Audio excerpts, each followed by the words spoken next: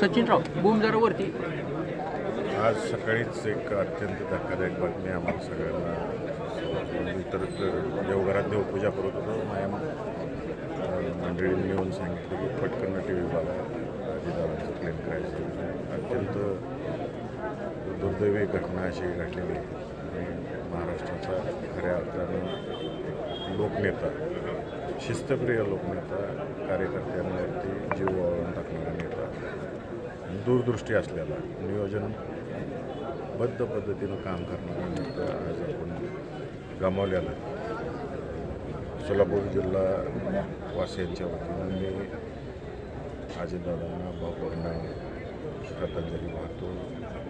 या दुःखातून त्यांच्या कुटुंबाला, पवार कुटुंबाला सावरण्याची शक्ती देव अशी ईश्वरचरणी प्रार्थना करतो.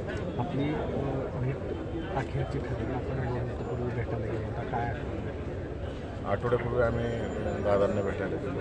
जिल्ह्यातल्या प्रत्येक आमदारांच्या विविध समस्यांची चर्चा झाली.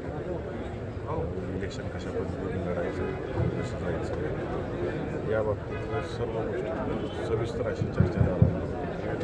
एवढं पॉझिटिव्हली दादांनी आम्हाला सगळ्यांना त्या ठिकाणी आमदार असतील, खासदार आम्हाला सगळ्या जिल्हाध्यक्ष असतील, दोन्ही जिल्हाध्यक्ष सगळ्यांना अशी काही ऊर्जा शक्ती दिली होती. दहेगाव जिल्हा परिषद गटातील बैठकीमध्ये शक्ती दिली होती.